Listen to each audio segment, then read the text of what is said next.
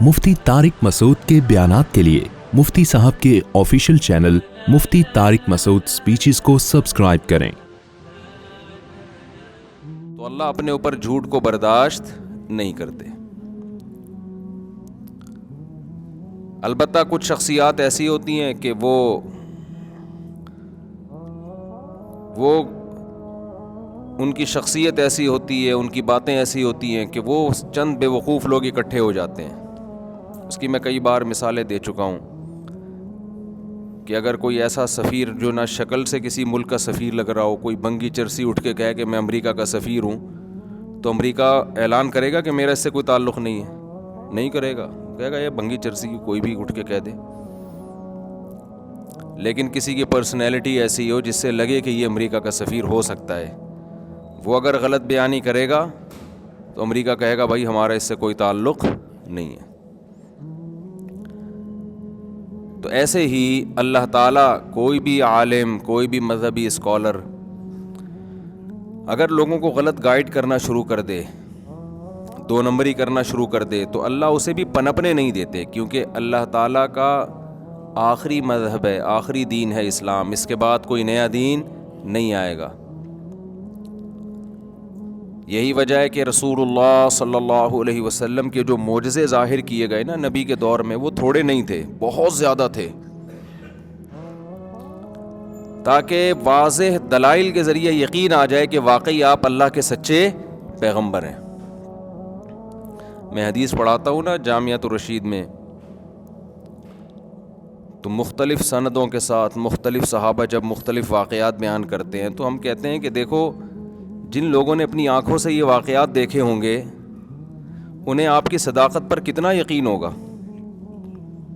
صحیح ہے، بخاری کی حدیث ہے، آپ صلی اللہ علیہ وسلم کھجور کے تنے کے ساتھ کھڑے ہو کر خطبہ دیا کرتے تھے، ممبر نہیں بنا تھا اس وقت۔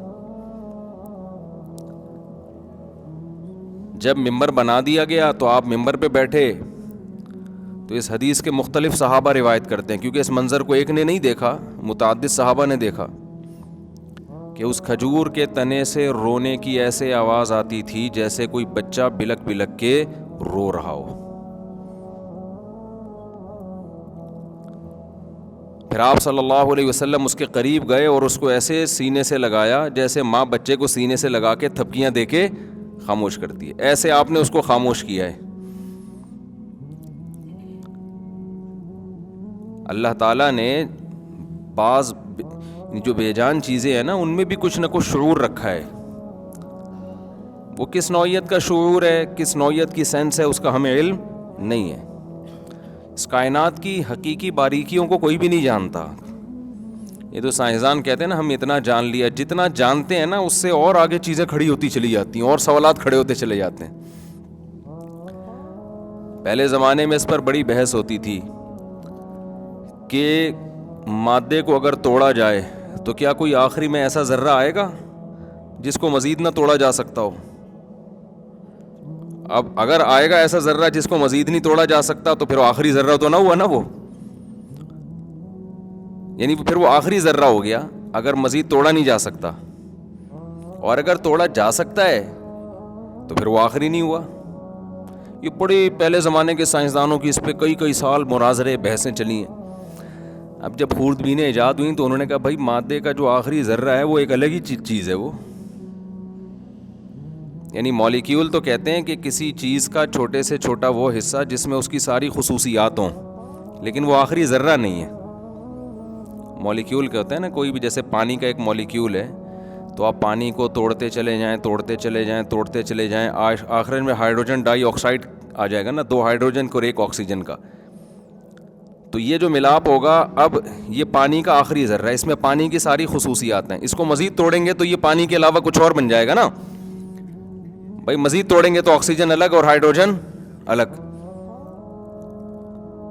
تو وہ تو نئی چیز بن جائے گی۔ لیکن ہم اس کو یہ نہیں کہیں گے کہ آخری ذرہ ہے، ذرے میں تو پھر جب آپ آکسیجن کو توڑیں گے تو وہ الیکٹران، پروٹون، نیوٹران کا ایک الگ سے نظام ہے، تو توڑتے ہی چلے جا رہے ہیں اور الجھتے چلے جا رہے ہیں، ٹھیک ہے نا، یعنی اس سے سوالات حل نہیں ہو رہے بلکہ اور مزید بڑے سوالات پیدا ہوتے چلے جا رہے ہیں کہ بھئی یہ کیا ہو گیا بھائی. تبھی بعض سائنسدانوں نے یہ کہا ہے کہ ہم جتنا اس کائنات کو اسٹڈی کرتے ہیں نا, ہماری الجھن ختم ہونے کے بجائے اتنا زیادہ بڑھتی جا رہی ہے. کسی سوال کا کسی کے باپ کے پاس اب تک جواب نہیں ہے. ابھی میں تبے پہ آ گیا ایک دم شروع میں ہی, ویسے میں آخر میں آتا ہوں باپ دادا پہ. بیان تو میرا شروع سے چلتا ہے, آخر میں باپ دادا پہ آتے ہیں.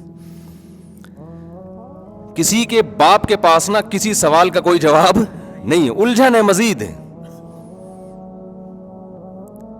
تو پہلے یہ الجھن تھی کہ بھئی یہ ایٹم کا آخر میں کیا ہوگا, تو بھئی خردبی نجات ہو گئی, وہ الجھنیں ختم ہونے والی ہیں. اب یہ الجھنیں کیا ہو جائیں گی, ختم. ٹینشن کیا ہو جائے گی, ختم. جب اس کو توڑا تو بھئی یہ کیا الیکٹران ہے, پروٹون ہے اور نیوٹرون ہے. اچھا چلو اس کو مزید توڑتے ہیں, وہ الیکٹران کمبخت ایک جگہ ٹکے گا تو پڑھیں گے نا اس کو, یہ ہے کیا. وہ الیکٹران جو ہے وہ اتنی سپیڈ کے ساتھ حرکت کر رہا ہے کہ وہ ٹکے گا تو ہم اس کے بارے میں جیسے بچہ ہوتا ہے نا, کمبخت تو ایک جگہ ٹک کے بیٹھ تو صحیح, پھر میں تجھ سے پوچھوں گا نا تو کیا چاہتا ہے. جیسے ایک آدمی کو شک ہو گیا نا کہ میں بندر ہوں, ڈاکٹر کے پاس گیا, مجھے وہم ہو گیا کہ میں بندر ہوں. ڈاکٹر نے کہا پنکھے سے اترے گا تو پوچھوں گا نا, علاج کروں گا نا, تو پنکھے پہ کیوں بیٹھا ہوا ہے, تو نیچے تو اتر, نبض چیک کرا اپنی. تو وہ الیکٹران کی اسپیڈ اتنی تیز کر کے وہ حرکت کر رہا ہے. تو بس یہاں کے سوال کا جواب کیا ہو گیا, بھئی ہمیں نہیں پتا, اتنا تو ہم نے پڑھ لیا ہے, لیکن یہ ایک عجیب ہی چیز سامنے آئی ہے کہ یہاں کائنات کے ذرے کو جب بھی آپ توڑتے ہیں تو اس میں بھی موومنٹ ہے. اچھا الیکٹران کو کہہ دیا اس پہ نیگیٹو ہے. یہ نیگیٹو کیا ہوتا ہے بھائی اصل میں نیگیٹو وہ ہوتا ہے جو پازیٹیو نہ ہو, پازیٹیو کے کیا مقابلے میں ہو. اچھا پازیٹیو کیا ہوتا ہے, اس کو ایکسپلین کرو, جو نیگیٹو کے اپوزٹ. بالکل وہی لطیفہ ہے, آمنے سامنے رہتے ہیں ہم دونوں. بھائی تو کہاں رہتا ہے اس کے سامنے, وہ کہاں رہتا ہے میرے سامنے, دونوں کا آمنے سامنے. ابے تم دونوں کہاں رہتے ہو, اب یہ حل ہو سکتا ہے مسئلہ, نہیں ہو سکتا. تو اس کا سمجھنا موقوف ہے اس کے اوپر, اس کا سمجھنا موقوف ہے اس کے اوپر. آگے پتہ نہیں اس کے اندر کیا کیا ہو. یعنی جیسے کائنات کی وسعتوں میں غور کر رہے ہیں تو نئی نئی کہکشائیں دریافت ہو کے الجھن ختم کرنے کے بجائے الجھنیں بڑھا رہی ہیں کہ یار اب شاید کوئی آسمان آ جائے اور ٹکے ہم کسی جگہ. بھائی پہلے تو انسان دیکھتا تھا نا یہ چاند ہے, یہ ستارے ہیں, اس نے کہا ستارے سے اوپر پتہ نہیں کیا ہوگا, تو خوردبی نجات ہو گئی, تو بڑے خوش ہوا ہوگا کہ یار اب ستاروں سے اوپر کچھ ہمیں اب نظر آئے کہ بس یہاں تک اینڈ ہے. تو وہ بھائی وہ جتنی دریافت ہوتی چلی جا رہی ہے, اتنے وہ آگے کہکشائیں, اتنی کہکشائیں, پھر اتنی کہکشائیں. ہماری گلیکسی اس گلیکسی کا ایک حصہ ہے. پہلے ہم نے اپنی گلیکسی دریافت کی, ہم نے کہا بھائی ہم تو بہت بڑا جہان ہے, پھر پتہ چلا ہماری گلیکسی تو بہت ساری گلیکسیوں کا ایک حصہ ہے. اچھا چلو ہماری گلیکسی بہت ساری گلیکسیوں کا ایک ذرہ ہے, تو وہ ہم اس پوری گلیکسی کو ایک کالونی کہہ لیتے ہیں جس کا ہماری گلیکسی ایک ذرہ ہے. تو پتہ چلا یہ پوری گلیکسیاں پھر کسی اور گلیکسی کا ایک, ایسے جیسے کائنات ایک انڈا موڑ پہ چائے کا چھوٹا سا ہوٹل کھلا ہوا ہے. اتنی بڑی بڑی گلیکسیاں جس کو ہم بہت بڑا سمجھتے تھے, وہ کیا نکلی آخر میں, اس کائنات کے مقابلے میں ایک سائیڈ میں نا کوئی چھوٹی سی چیز اللہ نے بنا کے ڈال دی ہو. تو سائنس کے پاس, اچھا میڈیکل سائنس کا بھی ایسا ہی ہے, جتنا انسان کی جس چیز کو بھی چھیڑا ہے نا انسان نے, مسئلہ حل ہونے کے بجائے کیا ہوا ہے, بڑا ہے.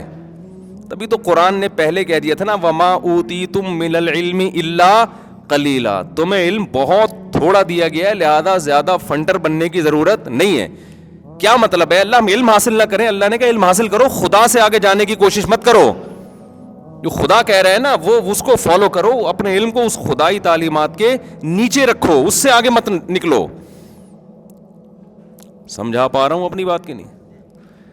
جیسے بیٹے تھوڑا بہت پڑھ لکھ لیا, ابا پی ایچ ڈی ہیں, بیٹے نے میٹرک کیا تو اب ابا کو پڑھانا شروع کر دیا, تو ابا کیا کہے گا, بیٹا میں نے فلاں سن میں میٹرک کیا تھا, اس کے بعد میں 20 سال مزید پڑھتا رہا ہوں, پڑھاتا رہا ہوں, تو مجھے پتا ہے تجھے بھی تھوڑا بہت آتا ہے, لیکن باپ سے آگے نکلنے کی کوشش مت کرنا.